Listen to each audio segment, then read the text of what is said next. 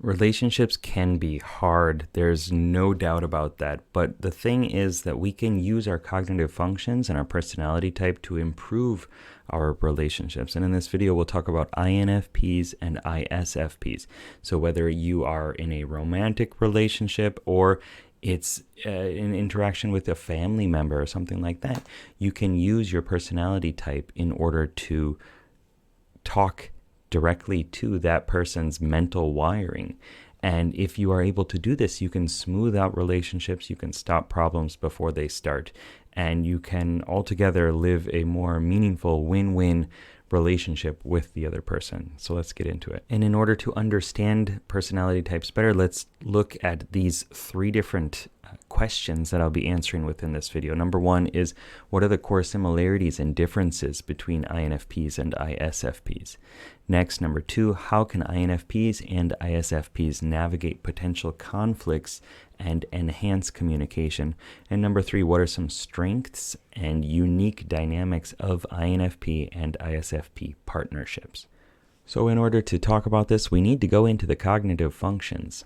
So I lay out the cognitive functions in this way, as in the life domains. L is for logic, I is for ideas, F is for feelings, and E is for experiences. So in terms of the cognitive functions, if you are somewhat aware of those, or if you know the four-letter type codes, right, INFP, ISFP, well, logic is the T, thinking. Intuiting is the N, because we can't use another I, because I is also for introverting. So INFP, ISFP is introverted, intuitive, feeling, perceiving, INFP, or introverted, sensing, feeling, perceiving, within the four-letter codes for the ISFPs. Next, feelings, feeling, same thing. And experiences, LIFE, experiences as sensing.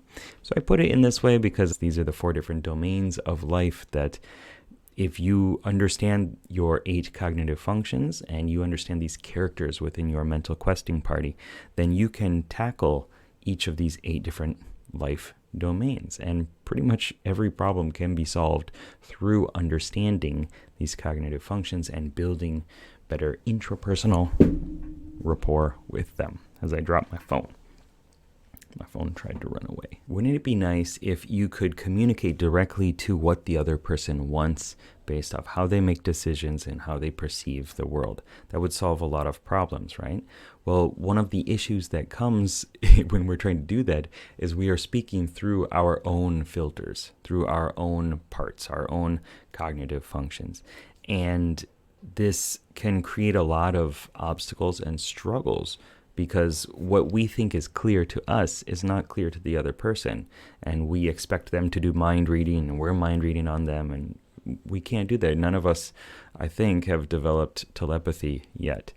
And if you understand your cognitive functions, then you can alter your communication in order to speak the same psychic language as the other person. And that smooths things out. And unfortunately, one of the burdens that comes from understanding personality type is it then is kind of on you to shape your communication, to communicate in a way that they can understand.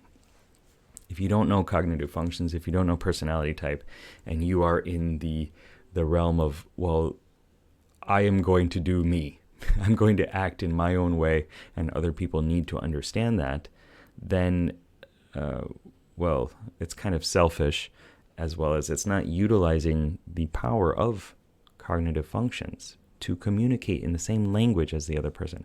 Like if you and I both speak English and I speak Japanese and I'm talking to somebody else who speaks English and Japanese and I'm only talking to them in Japanese, despite all three of us understanding English, that's unfair to you or the other person, right? We need to speak a shared language in order to communicate properly. So let's dive into the cognitive functions here for the two different types. Over here I have our INFP and ISFP. So we'll take both of these. We'll make a copy of them so that we can talk about them without other people knowing. All these other types are spying on us. Okay, so okay. Within this, you can see that there are some similarities within the colors and the symbols and the icons, as well as some differences. So we have, first, we both lead with our dominant function of introverted feeling. Introverted feeling is, over here, what I call the resonating soul. The resonating soul is that part within you that follows your conscience. It's focused on internal values and ethics, making decisions that resonate with you and your identity. INFPs and ISFPs share that. Also, some of the characteristics that usually come about from the soul, from introverted feeling, is authentic, empathetic, value-driven, and introspective. You can see that both of these personality types really prize that. We love that. We need that. If we don't do that, then if we are not living into our soul, our introverted feeling, then we have a lot of stress and issues. The good part of this is that both of us, INFPs, ISFPs, can communicate through values, through what is important to us, and it's a bit of a softer language, as opposed to thinking, which is more about objectives and data. Feeling is making decisions based off how it resonates with you or how it impacts another person. And so that is a good thing, but it also creates some issues as well, because not all people's values are the same, and it's very difficult to define them for most people. Most people have not gone through the INFP masterclass and defined their values and given it words, language, a feeling, some sort of symbol, a way of understanding what this intangible nominalization is. And a nominalization is a noun that you cannot put in a wheelbarrow, so an intangible noun. Dignity, creativity, health, happiness. What is that? My definition of that is different from yours.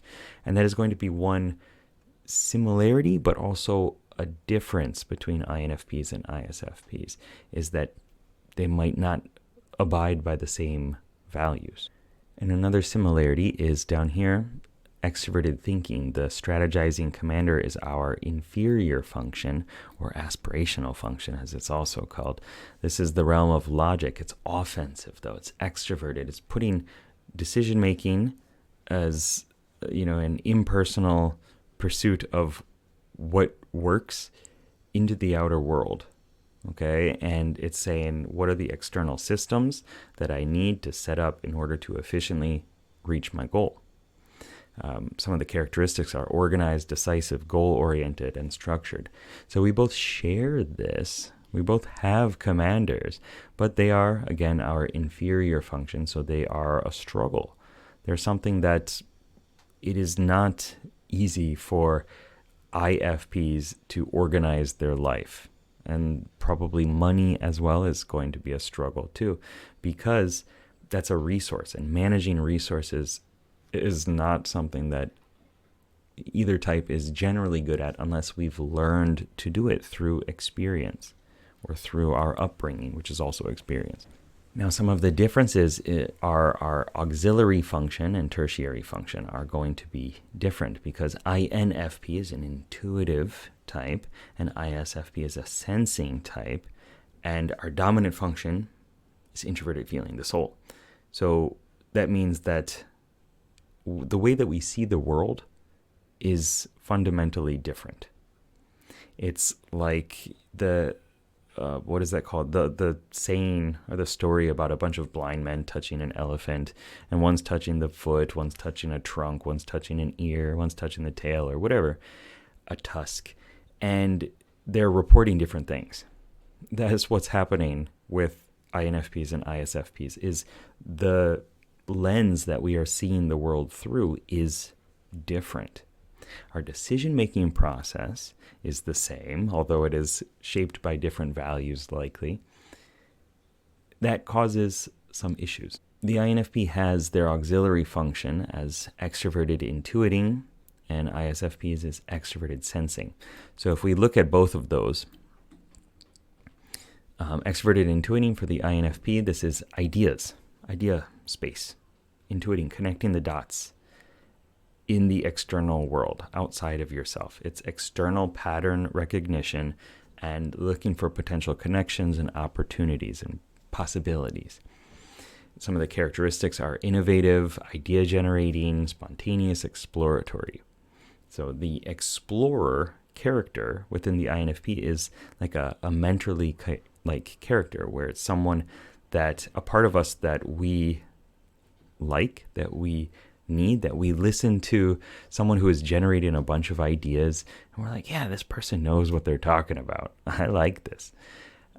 Whereas for someone who doesn't have that as their auxiliary function, or within their first two, likely we will see it as, get your head out of the clouds, slow down, you're a mad scientist.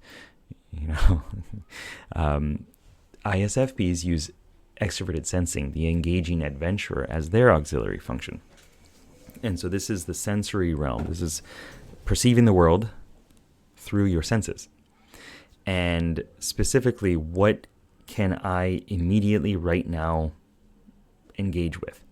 And this is external sensory information, and the present moment gives the most of that. So being focused on the here and now, adventurous, spontaneous, detail aware, and hands-on. So how we are dealing with the world comes INFPs through imagining many different possibilities, different new mental spaces, different places that we can put our heart into, different stories. And the ISFP is engaging, as the engaging soul, as I call ISFPs. They're putting themselves into different physical contexts to express themselves, to learn about themselves as well. Again, INFPs, the innovating soul, is doing this through idea space, not present reality. So that causes miscommunication quite often. One person wants the other person to think about, what things could be, what if we did this, what are the possibilities? And the other is saying, well, what can we actually act on? What can we do right now, get some feedback and see what happens from there? And the tertiary function for INFPs, innovating soul, is introverted sensing. So this is where we get our sensing realm and our experiences. And ISFPs is introverted intuiting. So let's again look at those.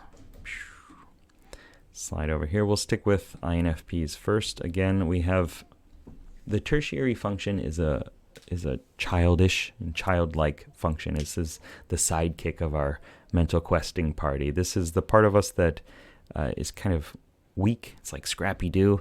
And then it puffs itself up and says, okay, I'm going to handle this. I'm going to deal with this. And it's manic. It's got ups and downs. And introverted sensing, the stabilizing guardian, as I call it. The guardian is this character that's focused on internal past experiences, things that you've done that you have been able to reflect over, that you can ruminate over, experiences, memories. And with that comes facts many times, like remembering statistics of baseball cards and things like that, things that are important to you. But also it's a weakness. It's a weak point. So it's not necessarily going to be the strongest aspect. Some characteristics that come from the guardian are detail-oriented, reliable, traditional, and memory-focused. Now, if you're an INFP and you don't resonate with that, then that's fine, because it is your tertiary function. It's not one of your core strengths, but is a place of stress relief. And if we go up to introverted intuiting for the ISFPs, we have the visioning mystic. The mystic is that character that is focused on internal insights and future possibilities. So the mystic is pattern recognizing within the unconscious mind, within yourself. Instead of extroverted intuiting, the explorer is saying, take this thing and take this thing, put them together, and what could it be? Oh, it's an iPhone stand. It's actually a clothing clip, right, in an iPhone. But, there are different possible uses for the thing. Introverted intuiting, though, the mystic, is looking at things differently within the unconscious mind. It's reframing things. And again, it's a tertiary function, so it's a place that we go to for relief, but it's not really our main strength. We got to listen to our mentor. Some of the characteristics that come from the mystic are visionary, abstract, thinker, insightful, foresighted. So when an INFP gets really stressed out, we go into our past, we go into our physical comfort zone. What did I do before? And, how can I do more of that if it was a good thing? Or how can I completely avoid that if it was a negative thing? And just trust what is familiar, what I have experienced before. For ISFPs, in a stressed out mode, this is going into mind reading other people and saying, well, what are they thinking about? Or this is why they did this thing. And it's attaching meaning in a often slightly paranoid way to what other people are doing. And they're talking about me behind my back. And those kind of thoughts that are projected onto another person based off your own psyche's understanding and patterns. And the key solution to all of that is to lean into your mentor, lean into your auxiliary function. INFPs is extroverted intuiting. Put yourself into different contexts and capture those patterns. Understand the meta view of everything. How do all these things connect together, and how does that define me as a person? ISFPs is to physically do things that are outside of your comfort zone, to physically be present. Like if you are worried about what other people are thinking or saying, and you can interact with them, then you should physically interact with them in the present moment and pick up on the actual physical cues so that you can get a clearer understanding. But also put yourself into, physical expressions of yourself, whether it's drumming or music or dance or art, some sort of physical expression of your soul. As opposed to INFPs, usually, and of course it can be physical, it can be non-physical for both of these, but INFPs will likely gravitate more towards written word and metaphors as a way of self-expression.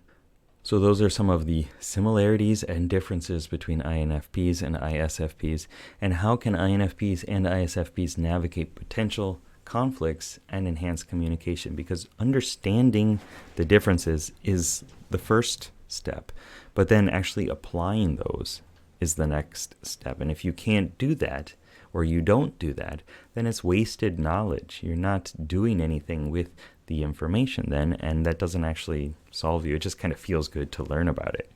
And it does feel good to learn about it. It's fun. But putting it into practice is how you exponentially change your relationships. So some of the best practices for enhancing communication and navigating potential conflicts is to focus, one, on introverted feeling. Both of you share this. Both of us share this. But make sure that you are communicating what is really going on inside of you. Both introverted feeling is not an expressive state. It's not an expressive part of yourself. This character is like, it keeps its feelings hidden because they're vulnerable. And it's not extroverted feeling, it's introverted feeling. So it's what's going on inside of you. And it is very self-focused. And one issue that comes up a lot is not communicating that, is hoping or assuming that the other person will understand it because you feel it or because you did this micro expression of it. And making sure that you communicate that is one of the biggest things that you can do. And it's hard. But hopefully in that relationship, whatever kind of a relationship it is, there are the dynamics that allow open expression.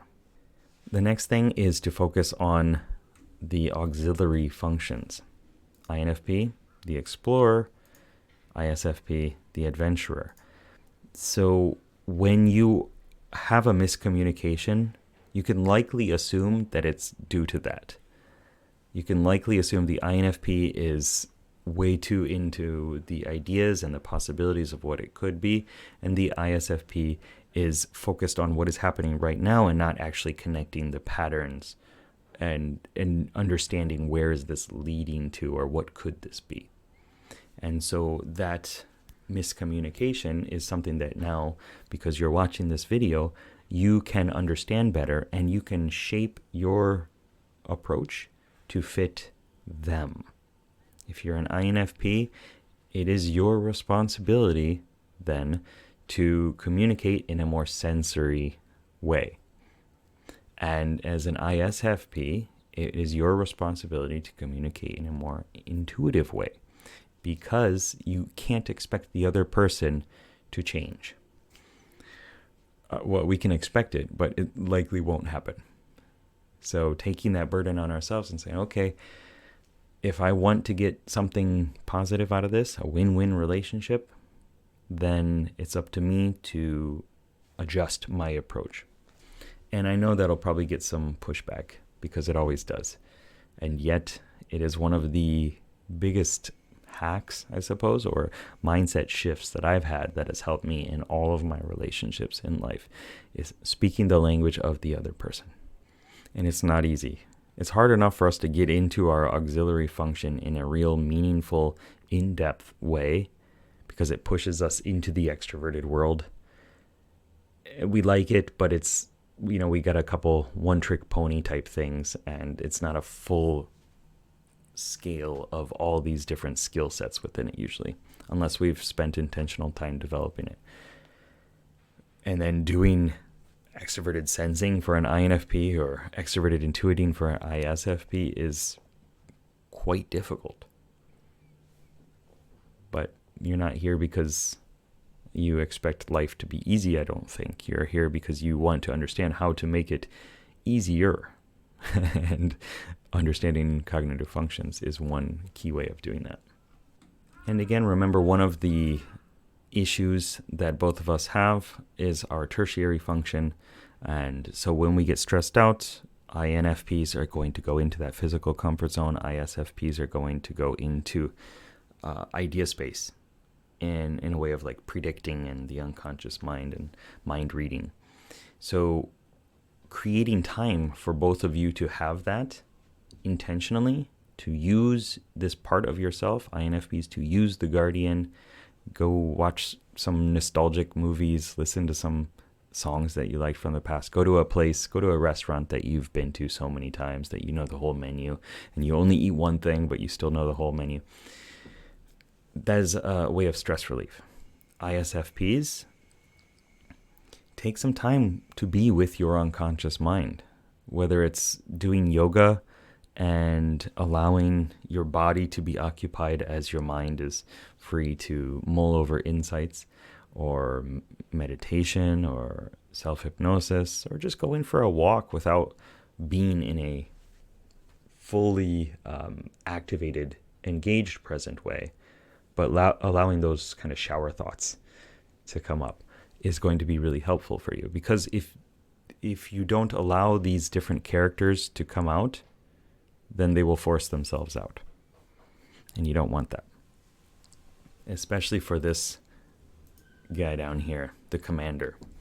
The commander is going to be a place of likely anger or micromanagement, physical expression of, how do I get this thing really fast? How do I get people off my back really fast? Well, anger is one way of doing that. So then, it comes out, and then the problem is solved because the other person doesn't generally like anger and they go away. Okay.